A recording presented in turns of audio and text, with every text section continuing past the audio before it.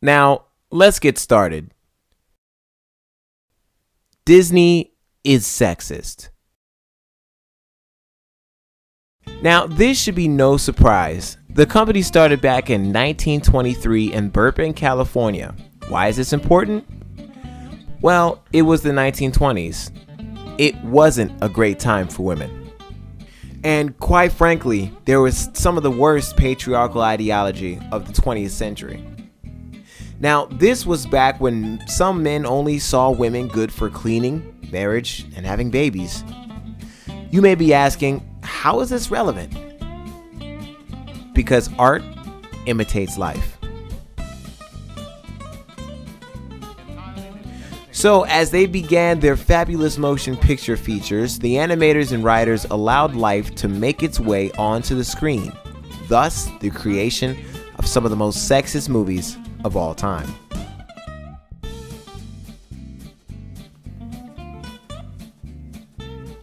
A girl with a great voice, a dead mother, a murdered father, is taken care of by 7 small men, then saved by one charming prince with a kiss.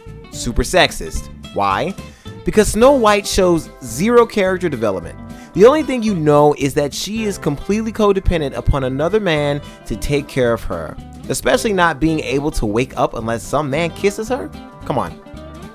Now you say, but that was, their first movie. Surely a man saving a girl in distress doesn't happen again. Yes, it does.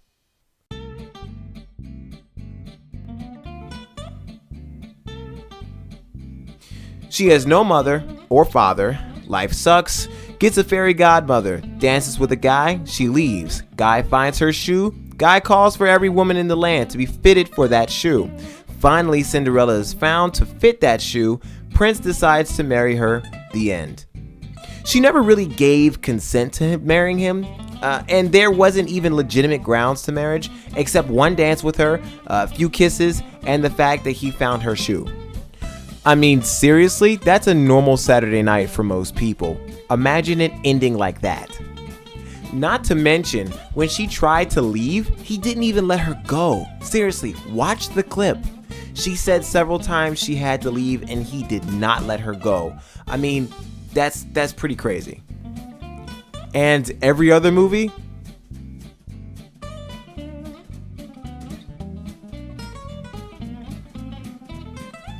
Life sucks, as usual, gets screwed over by a witch, gets pricked by a rose, falls asleep, and a prince had to fight a dragon lady just so he could go kiss her for her to wake up.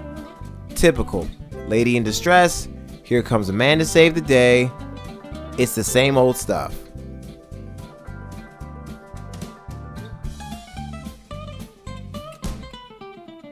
A man/monster kidnapped and locked a woman up for months and made her feel sorry for him because of a rose. She falls in love with him, and at the end, all the while, he just used her so he could be human again. Textbook manipulation, people. Textbook.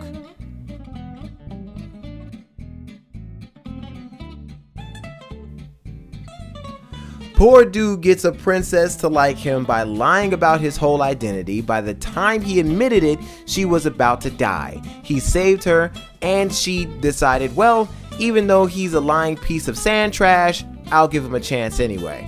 Oh, and by the way, he ended up being rich at the end too.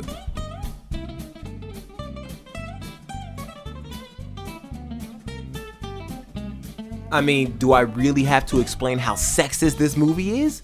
But it's history. No, let me help you understand my point for saying all of this. Disney and their male writers know they were portraying these girls to be defenseless and weak. The culture back in those days were such that women literally are raised to get married right out of high school, have kids, and stay at home. How do you make sure that the societal norm is firmly implanted into the psyche of children? Make movies where the girl is depicted needing a man to save her, and then have them marry each other. And notice the lack of mothers in these movies. That's because mothers were seen to be serving as a core of compassion. If the mother was removed, then the main character was left to her own devices, having to navigate the world of men with no compass. thus the easy infiltration of a charming man.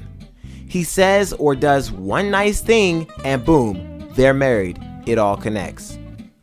These subtle yet large parts of these plots were being planted in the minds of young boys and girls, including you and I.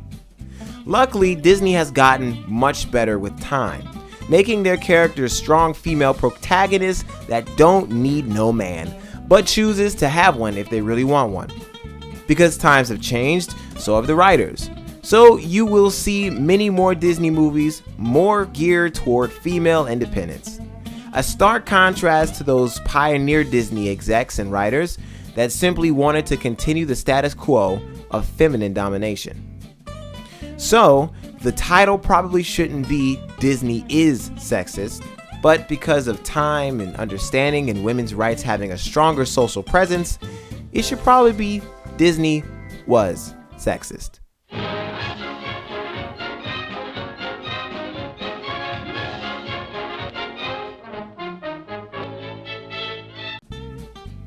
Hey fellow Phoenixes, thanks so much for watching. Make sure you guys check out my Instagram and my Snapchat, and I'm so excited to be doing more videos. We will be doing a video every single week, so make sure you guys stay tuned and subscribe. Make sure you click the bell right next to the subscribe button. That'll keep you guys notified of when I post.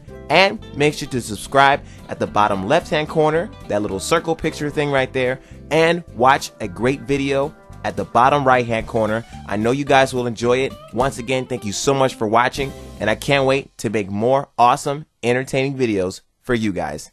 See you next time.